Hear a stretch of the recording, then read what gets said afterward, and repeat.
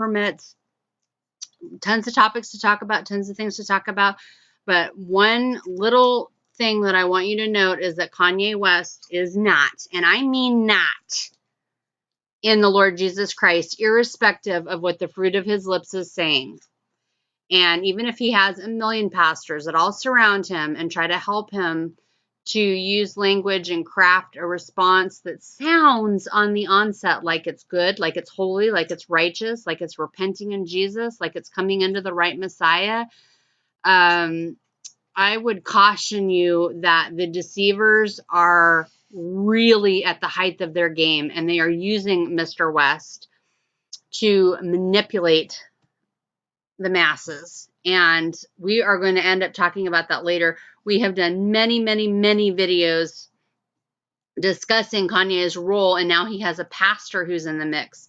And I have been doing a lot of research about Kanye's record label and who's a part of that and what that all means. And we're going to end up dealing with how there would be a conflict of interest if Kanye was and Kim Kardashian, two major high-level Masons who also are supportive of Trump, and Trump is very much a Mason within the religious right and has signed on to the Noahide sublaws to have your throats cut. They are all part of this machine and engine that is co-opting Christianity, and there is an imposter coming. This is an imposter Christianity that on the outside veneer could sound like it's the real thing. I would ask you to be very careful about what you trust and who you put your faith into, because we are told not to judge by mere appearances only, but we are told to dig in deep. And Kanye is tricking you, and many people along the way are as well. So Kanye and his group of Masons are really just part of the problem, but there is a huge group who they are replacing Christianity by saying we're Christians, but in all reality, when you dig down deep, you find out that it's a New Age Christianity blend, and it's ecumenical in nature. That's not the only threat that you have forming, friends. It's not. You actually have, well, here's supposedly his pastor and the other pastors that are kind of networking together to push him, to push Sunday service, a branded religious service that has been stamped by his wife, who is a major witch in Hollywood. When I say witch, I'm not meaning it in the insultive manner. When I say witch, I'm talking about a pagan. I'm talking about someone that is a practitioner of Crowleyan magic with the K at the end, and a supporter of the things that are in line with Lucifer. Now, Lucifer is not anti-religious. No. Lucifer is extremely religious. He has the broad path of religion. So much more could be said about that, but there is quite the little game going on. There really, really is. But I want to show you the step and the role that Roseanne Barr is having.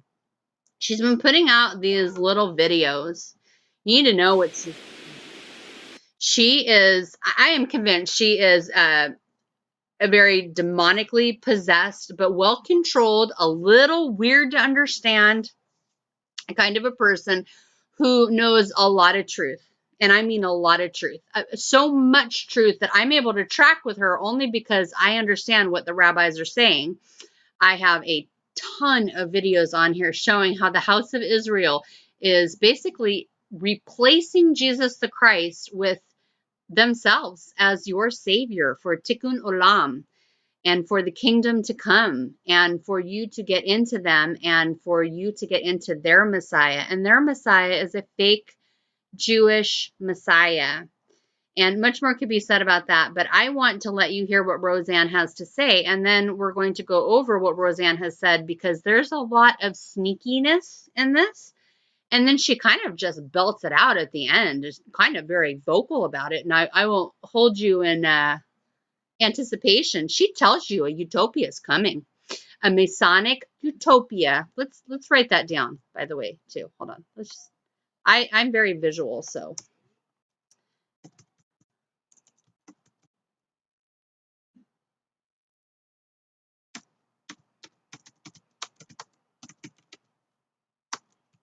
Which is the Antichrist. It is not Jesus the Christ. It has nothing to do with Jesus the Christ, who is a Jew. It has to do with what he warned you about very clearly all throughout his Gospels, but specifically in one of probably the most famous and well-known discourses of conversation that Jesus could ever have, which would be called the Olivet Discourse. And I think most Christians, even ones that are very unaware of the Bible, at least have heard of the concept. And probably most of my listeners are very, very, very well aware with the Olivet Discourse. And one part of that entire discourse had Jesus warning about deception and about an imposter who would come. Now, if someone is trying to steal your identity, they're trying to pass themselves off a counterfeit as the real deal. Who's the real deal? Jesus, the Jew, the King of the Jews. That sign said on the cross. He is the King of the Jews, and thus a man is coming soon, one day, one of these Feasts of Trumpets, one of these Yom Hadin. It's a day of judgment. One of these moments where Jacob's trouble elapses, Daniel's 70th week, the time of testing, the time of tribulation, the time of great despair for whoever's going to be here to participate in it. That is going to come. And this man is being lauded, and his kingdom is being prepared by entities like this woman, Roseanne. And I personally don't have a problem with Roseanne. I grew up watching her stuff. I'm very familiar with her interviews. I think she has a fairly likable personality. And that's part of how you make the medicine of evil go down. Roseanne is a likable and extremely familiar character, a major pillar within pop culture. Whether you like her, whether you hate her, whether you whatever, every American, and maybe people of other countries too, would be extremely familiar with who she is and how she's always pushing this whole Trump thing. But see, Trump and Kanye's wife and everybody in Hollywood, they're all Masons. They're all Kabbalist Masons. They wear their little red bracelet, and it's part of this Jewish black magic.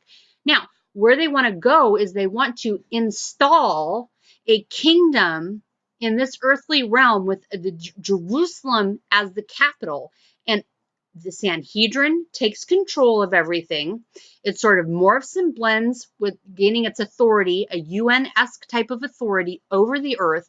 And then that head capstone, that eye that you always see that the celebrities do, and it's on all the art and t-shirts and everything else, and just makes me want to throw up.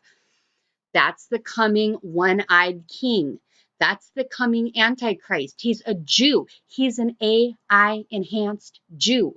There is a technocracy of a utopia coming in which everyone will be on lockdown, and she's going to tell you about it. So I'll just pipe down here for a moment.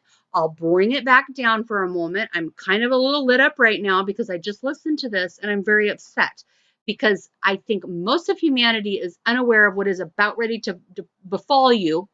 And the next window of opportunity for the Feast of Trumpets is actually in just a little bit less than a year. And I looked in Stellarium. And I did see that the conditions matching for when the sliver moon of the autumn feasts, the next one that is coming is Feast of Trumpets. And that will be October the 17th. So that is when the next opportunity for Christ to come and fulfill his feasts and the glorification of his sons and the cutting off of the slaves who didn't want him. So that said, let's listen to what Roseanne has to say and pay very close attention to what Israel is doing, because they have the ones in unbelief, not the believers, the ones in unbelief, they have a knife behind their back, and they're getting ready to stab you. I'm not kidding. And I'm not even anti-Jewish. I totally love Jewish stuff. But I don't love liars, and I don't love people that will hurt my people. Who's your people? My neighbors. That's my people. Good morning.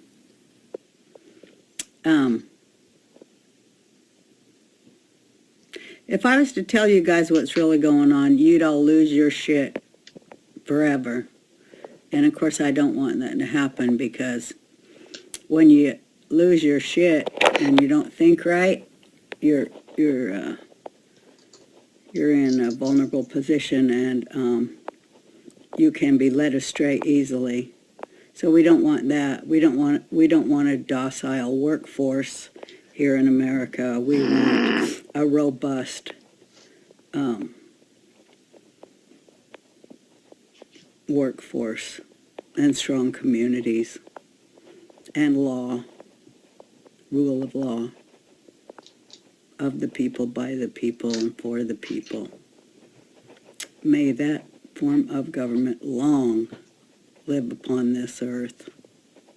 Because once they let that go, man, there's nothing left anywhere. Why I love America, that's what I want to say. I love my country so much, and I'll tell you why. Because this was, and could be again,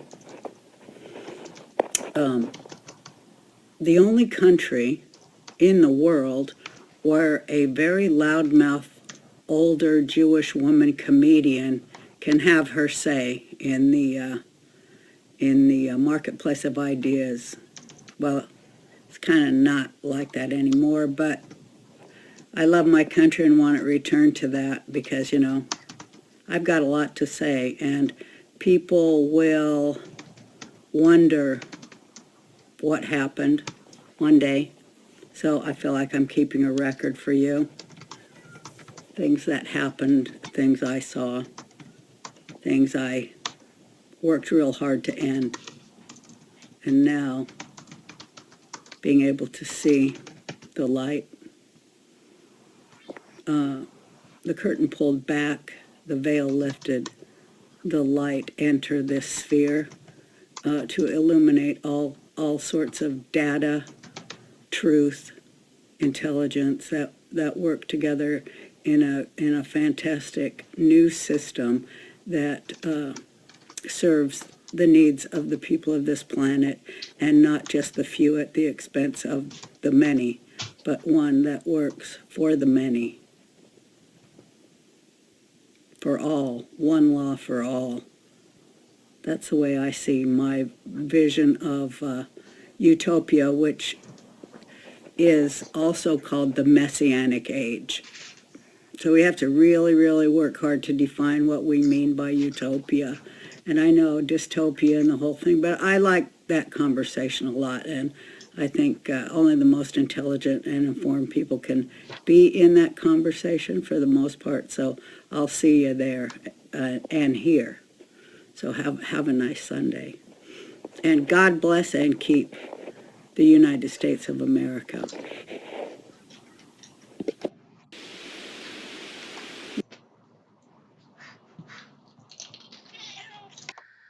Okay, so I know what's going on. I know Noahide sublaws that will behead Gentiles, which your rabbis are going to kill. Let me fix that.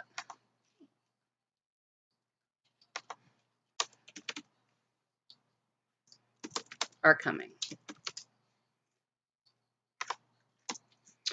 Talmud-based education day for Chabad Rabbi Menendel Schneerson that Trump has signed on to, and many other presidents.